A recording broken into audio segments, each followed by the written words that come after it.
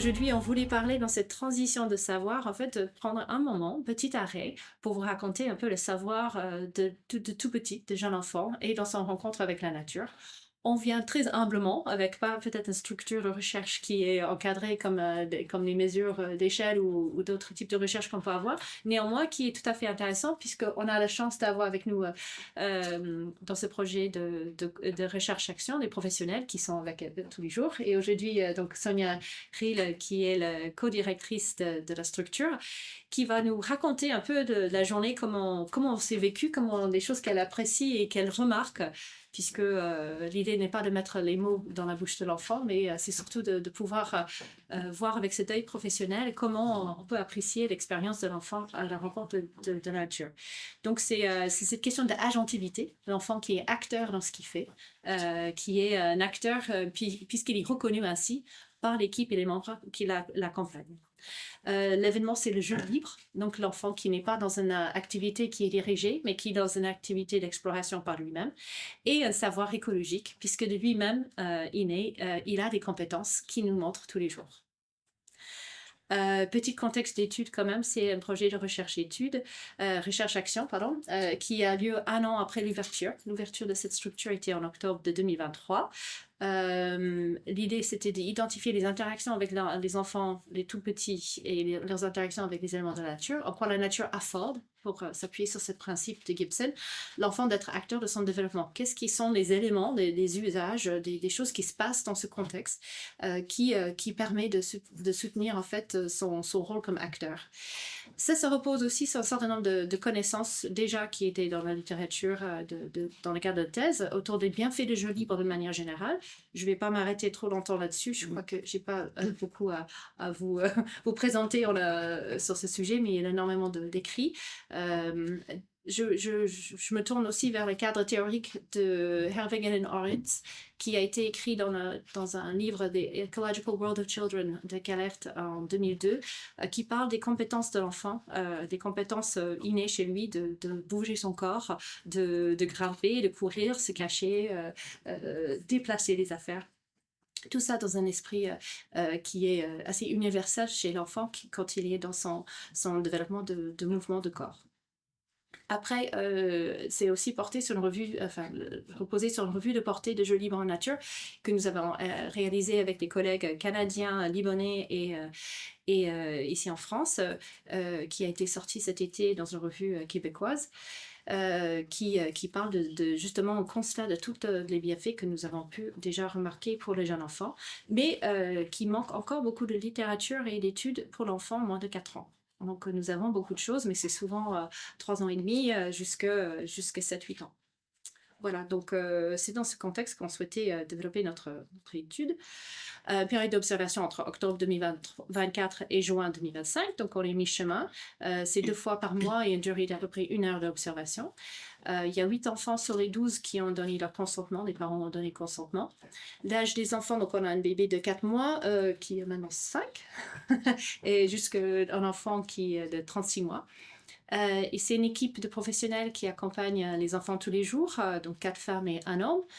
Quelques spécificités de la crèche, que la durée de temps pendant laquelle les enfants sont dehors est plus de 4 heures par jour, bout en bout, parfois même plus, donc c'est minimum 4 heures. Il y a une qualité environnante qui est particulièrement remarquable dans ce site que Sonia va décrire. Je dis en quelques mots, on peut parler de topographie avec les sols irréguliers, les légères pentes. On peut parler des objets détachés qu'on trouve au sol, qu'en anglais, souvent on réfère le mot loose parts, les parties détachées, des éléments ou des branches, des cailloux, des feuilles qui tombent, les coquillages d'escargot, les pommes de pin, etc., des petites plumes. Les éléments aussi vivants, donc sans qu'ils soient installés ni invités, ils étaient même là avant l'installation, donc on peut parler des écureuils, des oiseaux, des insectes de différentes espèces. Je les ai regroupés pour ne pas nommer chaque espèce. La végétation très variée, des essences d'arbres, et puis la végétation qu'on peut appeler spontanée, qui n'a été pas forcément plantée, est très diverse, mais qui vient avec les saisons. Et puis après, dernier élément qui est un peu particulier, c'est les aménagements qui ont été du coup construits avec les enfants et l'équipe, qui sont issus de l'objet de récupération des objets détournés, des objets issus de la nature même, c'était par exemple des troncs d'arbres, et des installations qui vont répondre à leurs besoins de motricité, d'exploration, voilà, de bouger, de grimper, etc. Et puis, il y a eu donc le démarrage de ce projet avec aussi la mise en place d'un jardin potager. Voilà. Dernière chose, juste pour vous donner une idée, c'est dans un parc exceptionnel dans le milieu de parc urbain de Strasbourg. C'est un parc de 2,5 hectares de parc friche boisée. Voilà, c'est à bord d'une petite rivière. Voilà, c'est une installation assez particulière. À côté d'une EHPAD aussi. L'EHPAD et la crèche. Il y a une salle dédiée dans l'EHPAD pour la crèche, mais les enfants, ils ne sont jamais, très très rarement, qu'en temps intemporel ou en cas d'urgence. Donc l'espace qui est jaune, c'est l'espace de la crèche. Il faudrait un jour qu'on prenne métrage, c'est quelques centaines de mètres carrés, mais on n'a pas encore mesuré, mais ça fait partie voilà. Alors, je vais passer la parole à Sonia qui a rejoint l'équipe première dès l'ouverture. Donc, ça fait 1 an et 3 mois qu'elle est avec les enfants tous les jours pour expliquer un peu les différents emplacements et puis ensuite de parler de manière très qualitative et spontanée de ce qui est observable et vécu dans cette crèche. Donc, voilà, première image. Voilà. Donc, il faut que j'appuie là-dessus Ouais. déjà. Merci.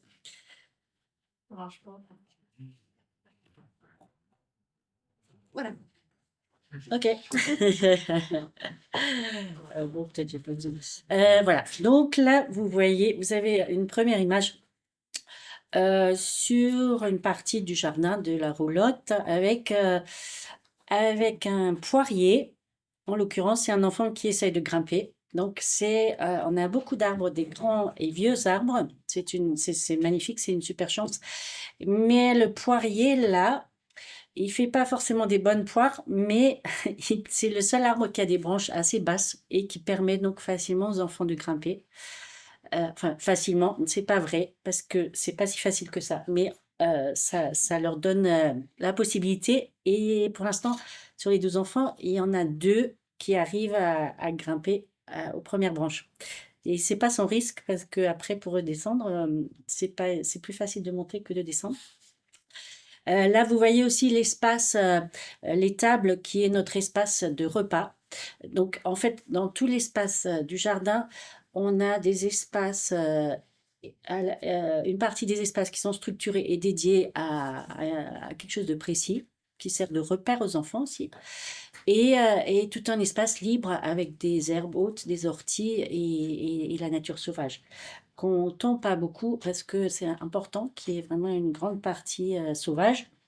Là, donc, c'est l'espace repas et les temps d'activité où on a besoin d'une table.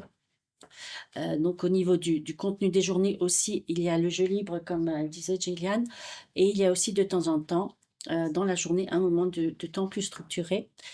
Voilà. Et puis, donc, les fabuleuses brouettes, indispensables pour les jeux extérieurs, que les enfants aiment beaucoup. Là, il y a donc, nous avons, au bout de quelques mois, on s'est rendu compte que c'est bien quand même d'avoir un espace protégé à l'extérieur. Donc, on a une jolie pergola tout en bois qui permet donc par temps froid et humide aux enfants de dormir et des fois quand il pleut vraiment beaucoup qu'on puisse se réfugier. Voilà, donc en hiver c'est le temps c'est l'espace des siestes qui se fait dans des petites tentes. Mais les tentes, c'est comme des tentes sans double toit. Je sais pas comment dire. Ce qui fait qu'on peut voir toujours dehors. Ils ont toujours la vue sur les arbres quand ils dorment et ça, c'est génial. Voilà. Il faut dire qu'il y a dans ce coin, à côté d'une rivière, il y a des moustiques, donc c'était pour dormir. Aussi. C'était Oui. très important qu'ils soient quand même protégés des moustiquaires. L'été, il y a les moustiques. Et aussi, ça permet un endroit où ils se sentent un peu protégés, quoi, parce que dormir dehors sans limite autour, c'est compliqué pour les petits-enfants. Et donc, ils sont là, 4, on peut mettre 4 matelas dans une tente. Et c'est vraiment très, très cocooning du coup et très joli et très agréable. Et ils aiment beaucoup être à plusieurs à dormir. Et donc, on a évidemment là actuellement des gros duvets. Ce que vous voyez là, ce sont les, les sacs de couchage d'été, ou enfin de printemps, non pas d'été, mais quand il fait pas froid. Actuellement, on a des gros gros sacs où ils sont super bien au chaud, Mhm. Et donc, ils dorment tous les jours dehors. toujours dehors. Sauf les tout tout petits bébés, des fois ils dorment à l'intérieur. Mais sinon, oui, la sieste, c'est vraiment dehors.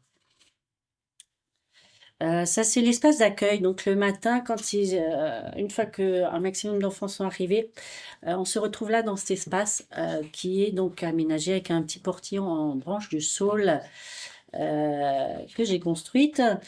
Euh, et donc des petits rondins de bois plus ou moins hauts où chaque enfant peut s'asseoir. Actuellement, les rondins sont peints. Les enfants ont peint les morceaux de bois, donc ça met de la couleur. Actuellement, on a aussi des cloches accrochées à un arbre que vous voyez pas sur la photo. Des cloches pour démarrer le temps d'accueil. Des cloches dont une faite avec un pot de fleurs à l'envers et un caillou. Toujours des matériaux bruts et de récup qu'on utilise. Voilà, donc cet endroit, les enfants, le fait que ça soit en cercle, c'est vraiment symboliquement important. Les enfants s'installent dans ce cercle et puis on chante des chansons en fonction des saisons. On fonctionne vraiment au rythme des saisons, des fêtes. On se dit bonjour, on nomme chaque enfant qui est présent, aussi les absents, les grandes personnes aussi, les présentes, les absents. Et ça pose vraiment le début de la journée. Ça accueille tout le monde.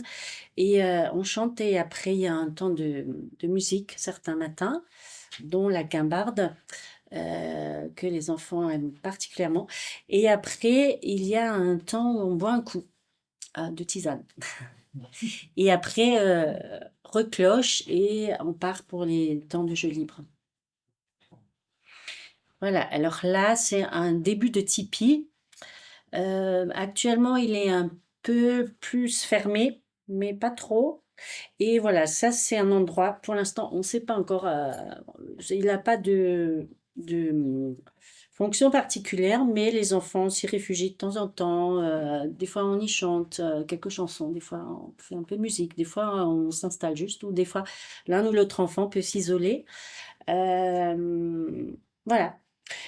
À côté, vous avez un petit castelet, pareil, qui est fait de briques de broc et donc qui permet aux enfants des temps d'expression libre avec des marionnettes fabriquées maison aussi, ou juste, en fait, ce qu'ils aiment beaucoup faire, c'est jouer juste à coucou, quoi, à se cacher, à faire des petites apparitions. Voilà.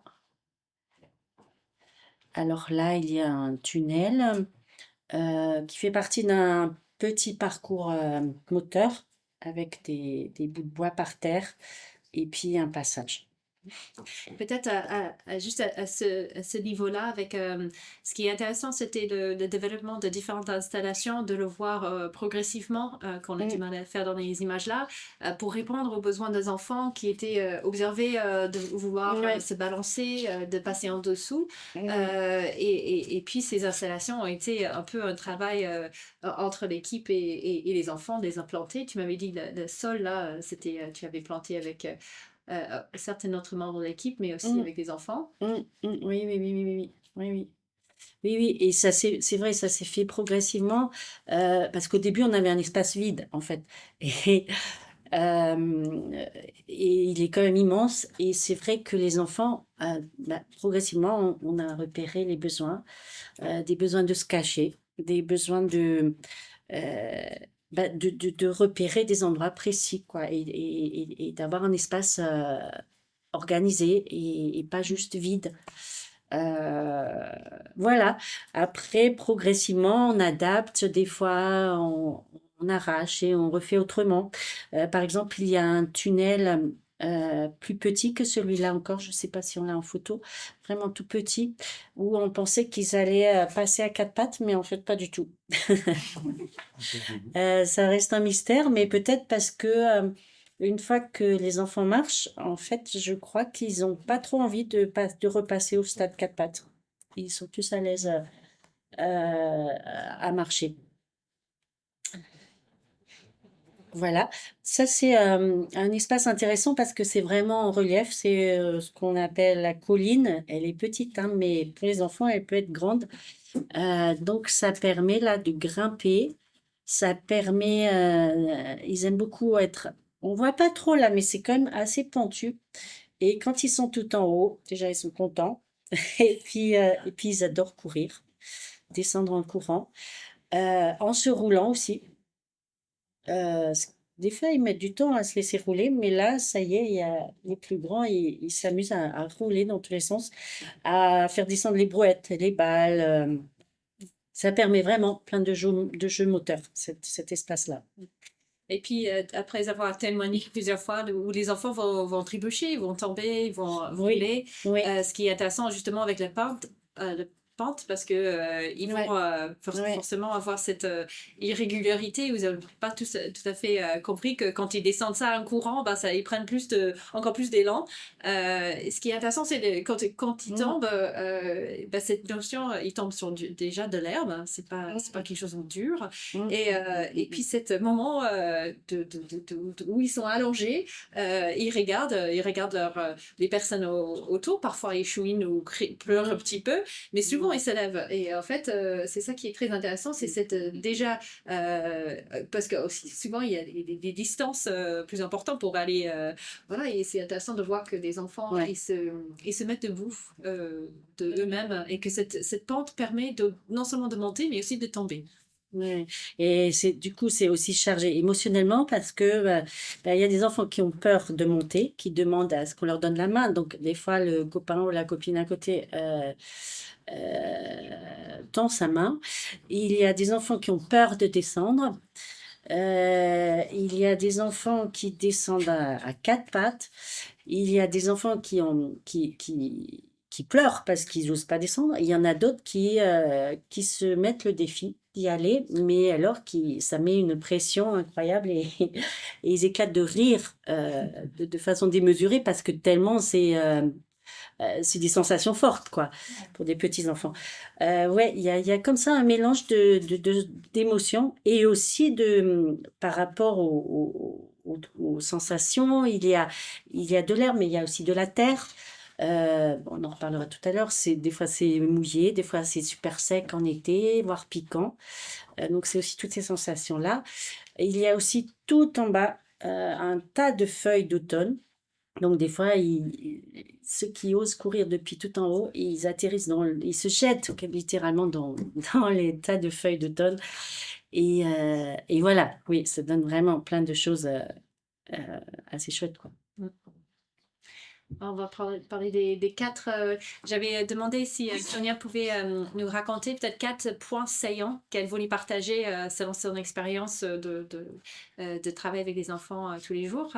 Voilà, les enfants que vous voyez, on a la permission de montrer leurs photos. Par contre, j'ai quand même flouté les images parce que je sais qu'il y a diffusion et autres. Donc voilà, juste pour expliquer. On ne lira pas toutes leurs expressions sur le visage, mais voilà, je te laisse donc sur ces quatre points que tu souhaitais nous raconter un peu comment Mm. tu observes l'enfant vivre l'expérience.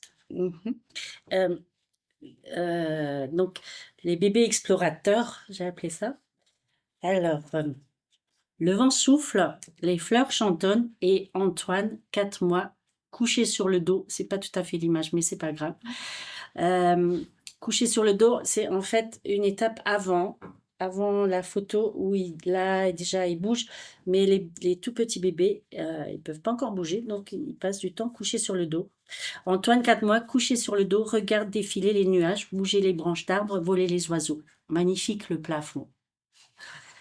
Un autre matin, Sarah commence à bouger, à se hisser sur le ventre, et très vite elle se sent attirée par les herbes, la terre fraîche, les bâtons. Fatiguée par toutes ces découvertes, forte en émotions, elle pose sa tête à même la terre nue et semble bien à l'aise, comme si la terre lui caressait les joues. En fait, on a un tapis pour les bébés, pour les tout petits, avec des jouets classiques de bébé. Mais en fait, très vite, quand ils commencent donc à bouger ou à se hisser sur le ventre ou sur le dos ou à rouler, eh bien très vite, ils vont juste vers la terre et les feuilles mortes et les bâtons, enfin tout ce qui est naturel autour du tapis. Et le tapis ne les intéresse plus du tout, ni les jouets sur les tapis, quoi. Euh, donc pour moi, c'est assez révélateur quand même, parce que, et tout petit, hein, 4 mois, 5 mois. Ils sont avec les mains, les joues, le corps, quoi, vraiment en lien avec la terre et tout ce qui est vivant. Et ils mettent en bouche. Alors, c'est accompagné, on n'est pas loin, hein, faut quand même faire attention à ce qu'ils ne mangent pas n'importe quoi. Mais, mais vraiment,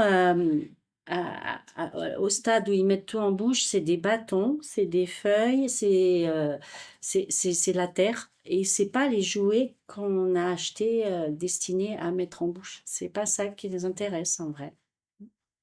J'aime bien l'expression, tu disais, ils goûtent à la nature. Ils goûtent, ils savourent, oui. On a des enfants, pas les bébés, mais plus grands, mais qui mangent, dont un garçon. On a un bac à terre, on l'a pas dit dans l'espace, hein, parce qu'on ne peut pas tout dire, hélas. Mais on a, au lieu de un bac à sable, on a appelé ça un bac à terre, donc où c'est de la terre. Et oui, il transvase, il modèle, il manipule la terre.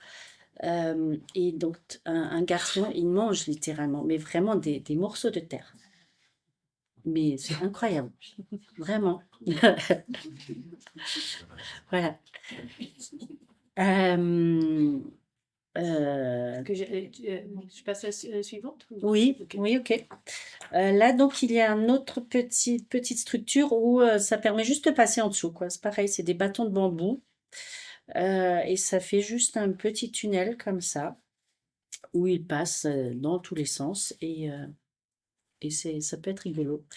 Donc voilà, la deuxième image, on parle donc de liberté du corps à s'exprimer, le corps libre, libre comme l'air. Amandine, ce matin-là, comme beaucoup d'autres matins, prend son élan et court dans le jardin.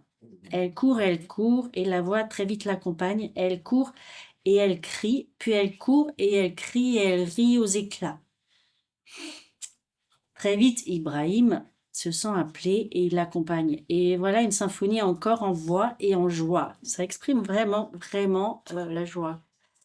À travers les hautes herbes, les fleurs, les tas de taupes et les orties de notre jardin. Parce que nous avons aussi des sorties. Respirer, s'enthousiasmer, s'émerveiller, se rouler dans la terre, sauter dans les feuilles de couleur, étirer les vers de terre, ils adorent ça, patauger dans la boue, corps et âme, grimper au poirier, attraper les papillons, écouter le silence. Des fois, il y a des enfants qui s'isolent, et ça permet aussi ça, cet espace, qui peuvent s'installer dans un coin du jardin, tranquillement. Parce qu'il y a des enfants qui aiment le silence aussi. J'en étais où? Attraper les papillons, écouter le silence, sentir les chatouilles sous les pieds nus, danser avec les corbeaux, lâcher son dinosaure sur la colline. Telle est la couleur de nos journées à la roulotte, en confiance avec tous nos sens qui vibrent. Voilà, donc c'est vrai que la colline, j'ai pas dit tout à l'heure, étrangement ou naturellement, ça permet de se transformer en animal. Souvent, ils s'amusent à jouer là, ou au tigre, ou au lion, à pousser des cris, et voilà. Alors, ce qui est intéressant, c'est quand ils commencent à marcher aussi, les enfants qui commencent à découvrir que le terrain est pas tout plat comme à la maison ou à l'intérieur d'une maison, quoi. Et donc, c'est pareil, ça fait appel à plein d'émotions et plein de choses où un enfant peut avoir peur d'avancer sur ce terrain-là, où il est très vite déséquilibré, ou déstabilisé. Et en fait, donc, on l'accompagne tout en douceur pour arriver à surmonter ça. Et au final, ils finissent par y arriver très bien et surtout par y prendre goût aussi à ce relief et au pas plat. Aussi, on a un espace pieds nus où quand il fait bon, eh bien, il découvre cet espace. Et à ma grande stupeur, en fait, c'est pas facile du tout ce passage-là. Mm. Il y a des enfants sur les 12 à peu près, il y a l'un ou l'autre enfant qui naturellement euh, courait pieds nus partout, mais d'autres enfants qui avaient beaucoup d'appréhension. Parce que ben, ça chatouille, ça gratte, c'est pas forcément agréable en fait. Ce que je pensais pas du tout, moi qui adore quand on va des pieds nus. Donc c'est assez rigolo aussi ces découvertes-là. Et il y en a qui préfèrent vraiment rester en chaussures, et alors on respecte. Et il y en a qui progressivement découvrent le plaisir et l'intérêt du pied nu, quoi. Voilà, là c'est encore un autre outil là sur l'image qui permet plein de choses corporellement, qui permet de rouler, qui permet de se mettre en dessous, qui permet euh, de se mettre au-dessus et de se faire rouler, de trouver l'équilibre en étant assis. Il y a un moyen de s'asseoir au milieu. Voilà, voilà, voilà. Euh, alors, donc ça, c'est l'autre image, l'autre thématique, l'entraide entre les enfants, de faire ensemble. Alors, c'est pas de la théorie, en fait, que les enfants qui vivent dehors s'entraident plus facilement. On a vraiment observé ça. Alors, ça fait qu'un an et demi qu'on fonctionne, mais c'est vrai qu'on a vraiment observé que l'extérieur, ça apaise les enfants. Ils sont beaucoup plus paisibles. Ça arrive qu'on soit dans la roulotte euh, par grand froid, là, ou à différents moments. Et en fait, vraiment, ça n'a rien à voir, quoi. Alors qu'on a une belle roulotte tout en bois et tout. Mais dehors, les enfants sont beaucoup plus calmes, sont beaucoup moins stressés. Les adultes aussi. Euh, et dehors, ils se tapent pas dessus. Ils se font pas du mal, sauf exception. Mais vraiment, vraiment beaucoup plus rarement qu'à l'intérieur.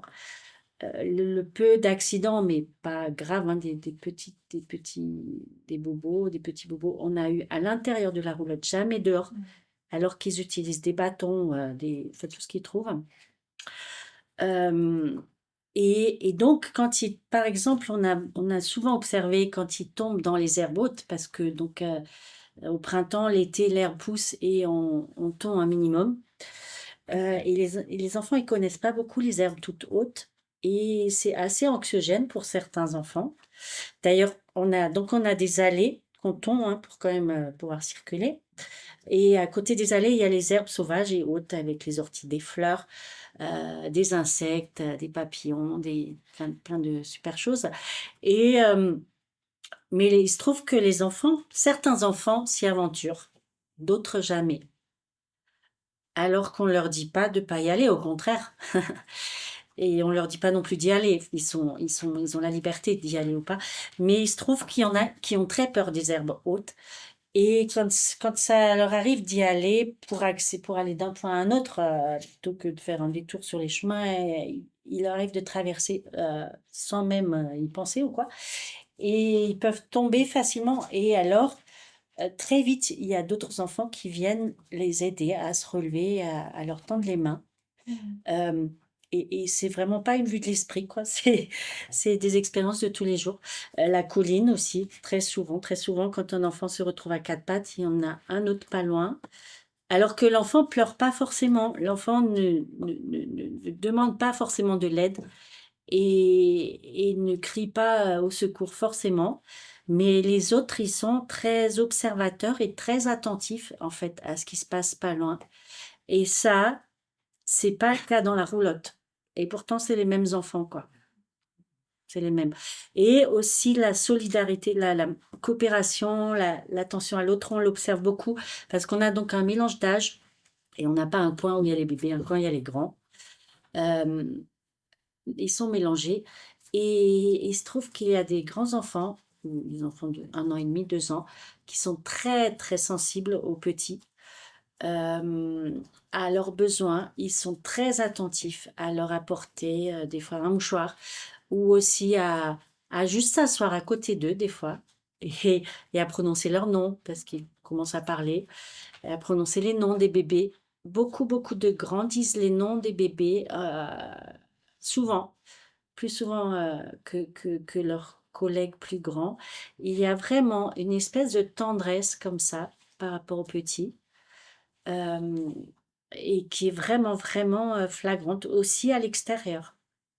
Parce que l'espace est tellement grand que ils pourraient chacun, des fois, il va que chacun a leurs occupations de façon solitaire, plus ou moins, mais aussi régulièrement, ils sont regroupés avec les tout petits.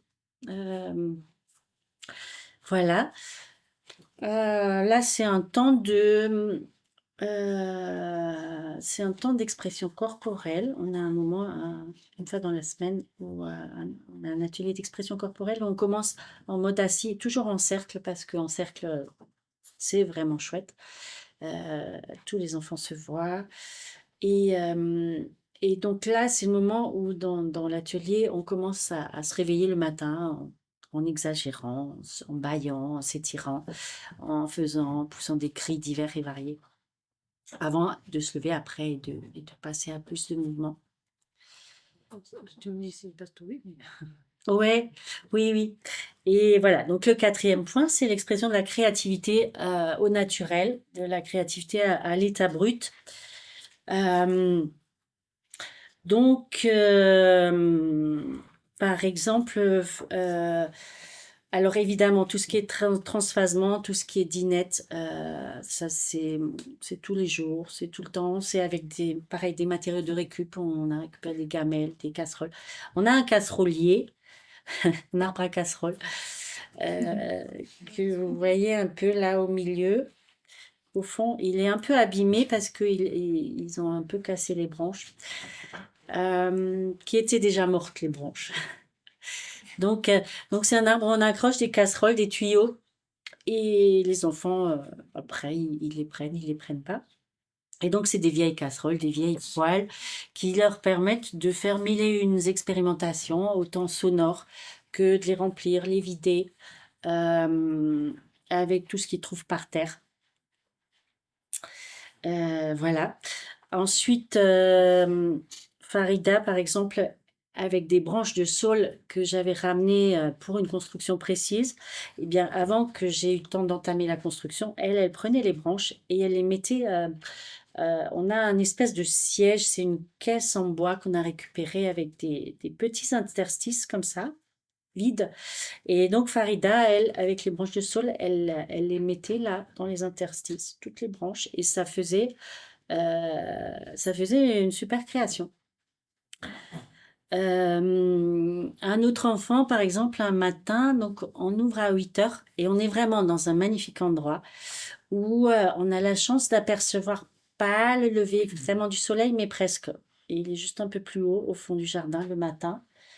Et un matin, donc, un enfant a été juste déposé par sa maman, qu'il court tout au fond du jardin en disant le soleil, le soleil. Et effectivement, le soleil venait juste on voyait qu'il était en train de se lever. Et c'était vraiment génial, quoi. Euh, Après, on a des troncs en vrac comme ça. Et donc, ce tronc, par exemple, il sert régulièrement de voiture à un enfant qui se met dessus. Les brouettes, ils aiment vraiment les brouettes, les enfants. Et alors, ils les utilisent de façon diverse et variée. Ils déforment complètement leur utilisation. Par exemple, on les retrouve ces temps-ci assez régulièrement en mode transat avec les enfants dedans et genre à bronzer quoi. Enfin, pas ces jours-ci, mais c'est vraiment très rigolo comme ça, presque en ligne et c'est vraiment une image très très drôle quoi.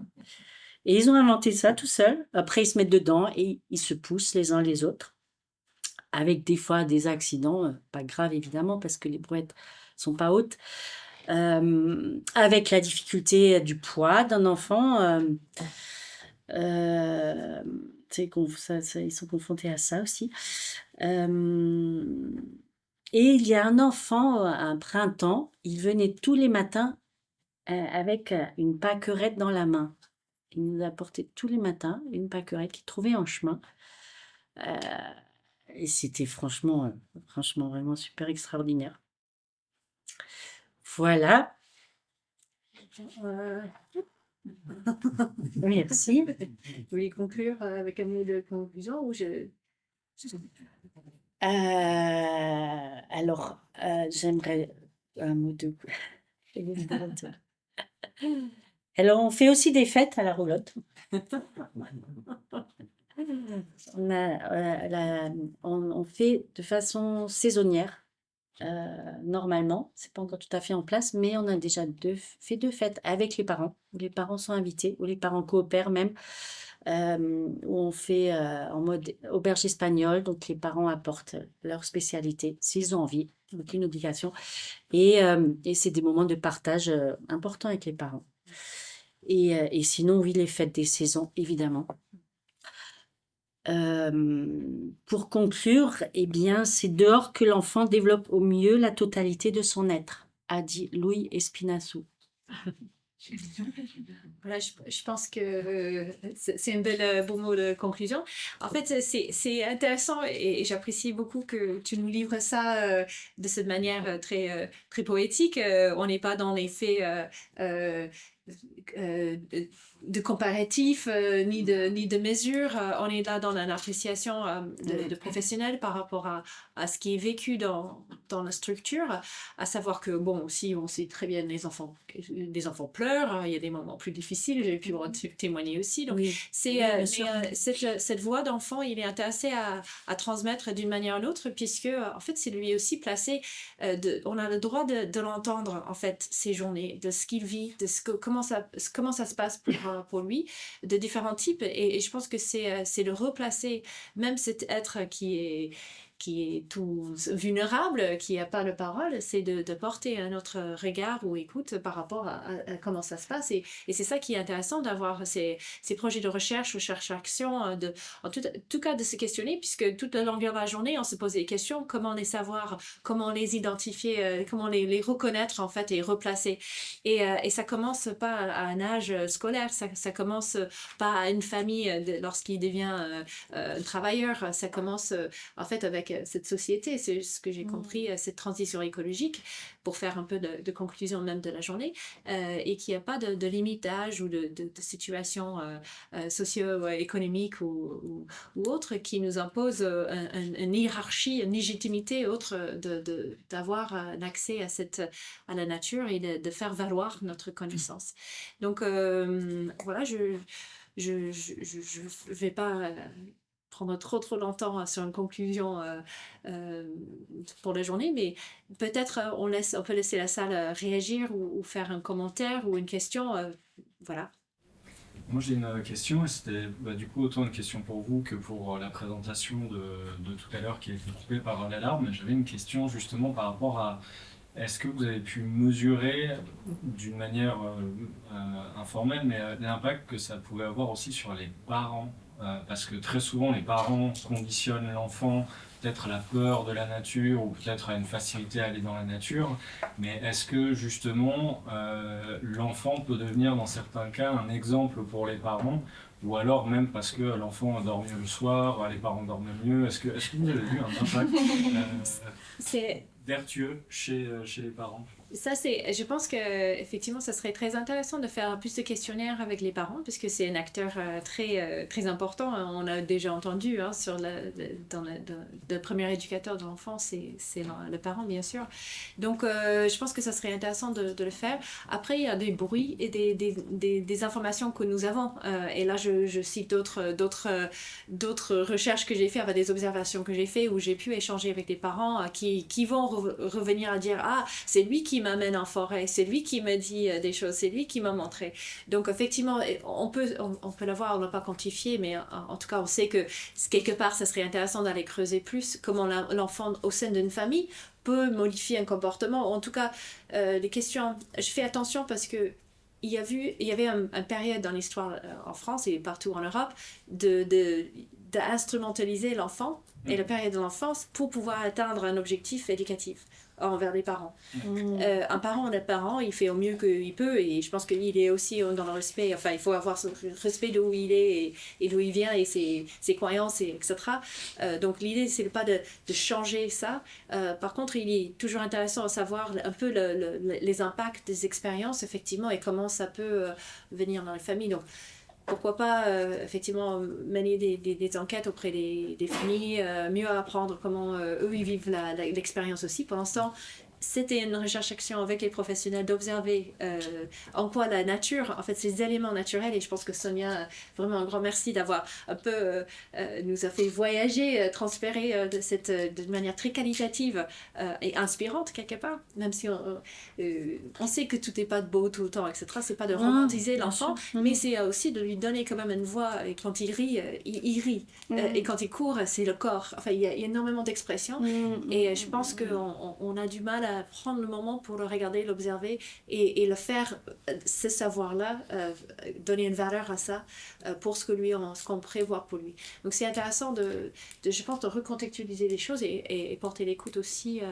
à comment ça se passe en structure et comme j'ai commencé à dire, surtout actuellement où les structures sont souvent en grande difficulté, enfin souvent, je vais faire attention, mais en tout cas on sait que le domaine a passé une période où il est très critiqué par rapport à la manière que l'enfant est accompagné.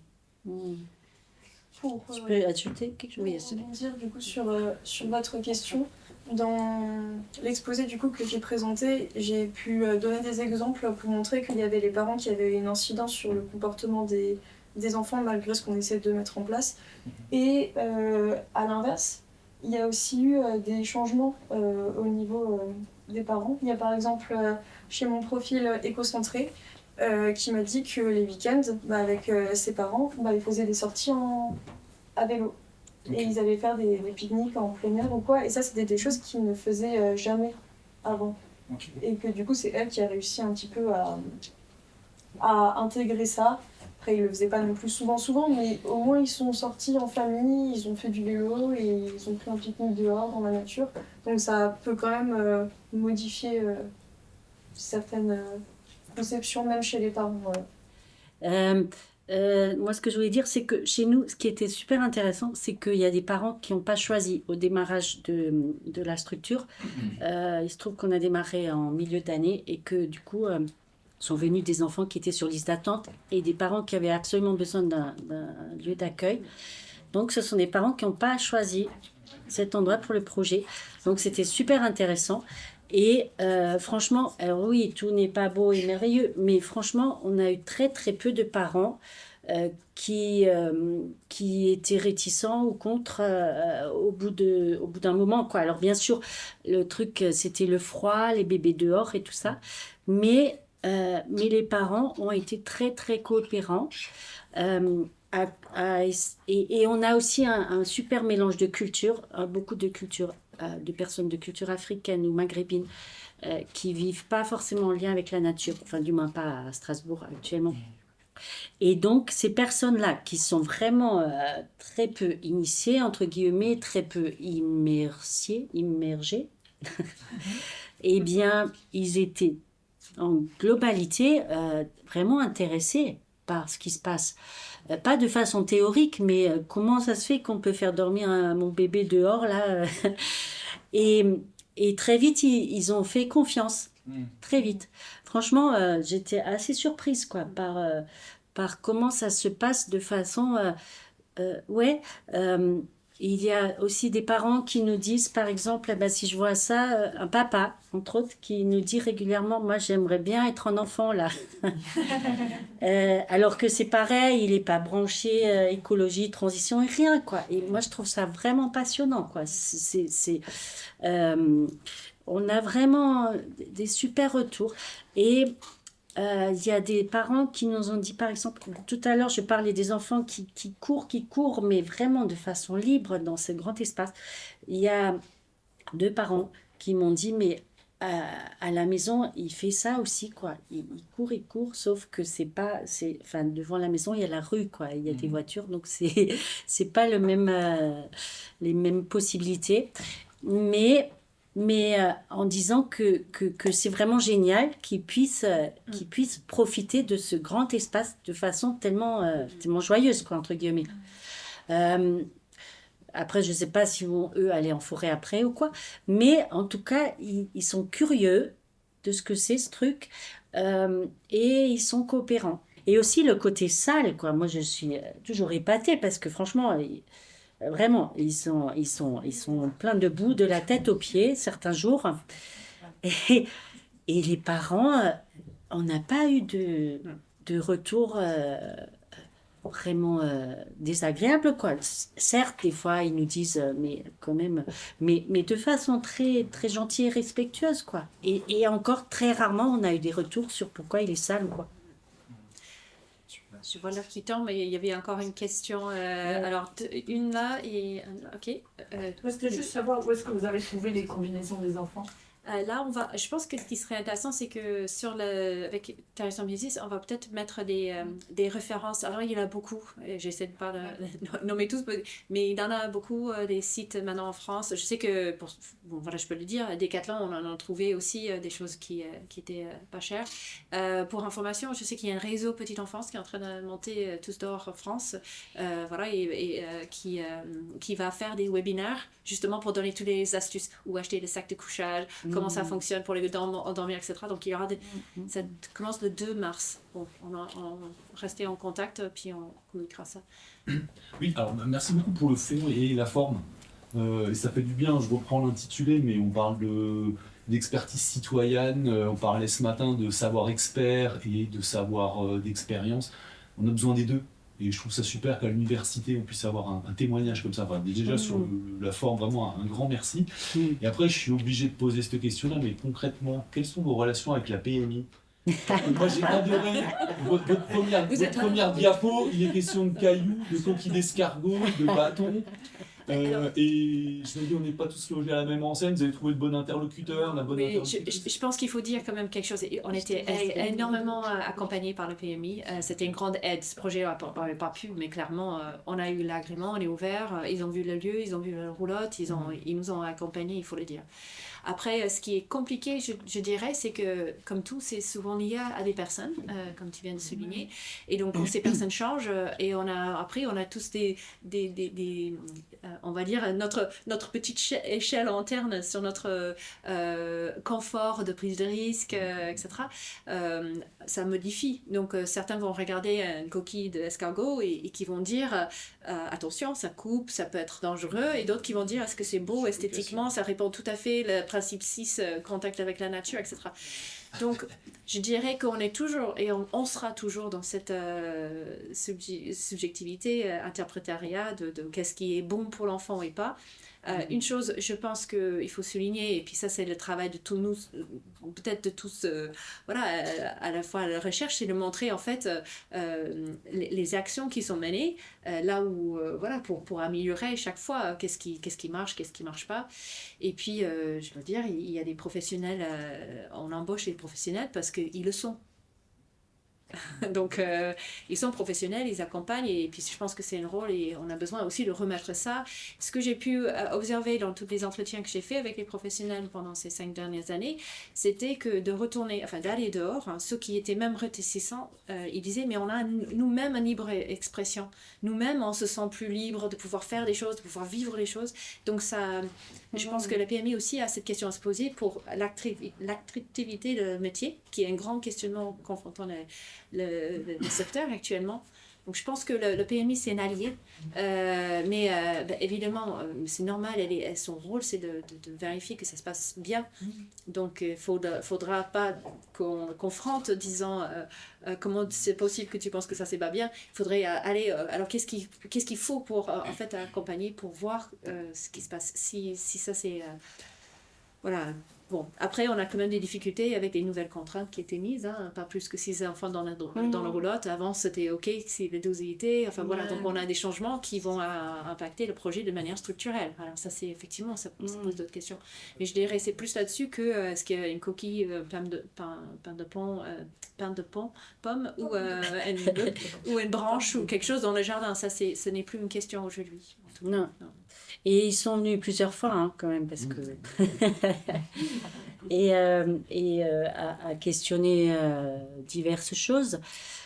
Mais en mode observatrice, la dame, jamais ça l'a interpellée, l'histoire des bâtons ou des cailloux ou des coquilles d'escargot. Mais jamais. Parce que je pense que c'est accompagné, quoi. Ces temps de jeu libre avec des matériaux qu'ils trouvent, c'est accompagné. Et franchement, il n'y a pas enfin, je ne veux pas non plus tout peindre en trop rose et trop beau, mais ils jouent de façon paisible avec ces éléments-là, quoi. Vraiment. C'est assez étonnant, quoi. Ils sont très, très, très peu souvent, très rarement à vouloir se taper dessus avec les bâtons. Les bâtons, ils ont d'autres utilisations, plutôt positives et Je créatives. pensais plus à l'ingestion, moi. Ah oui, oui.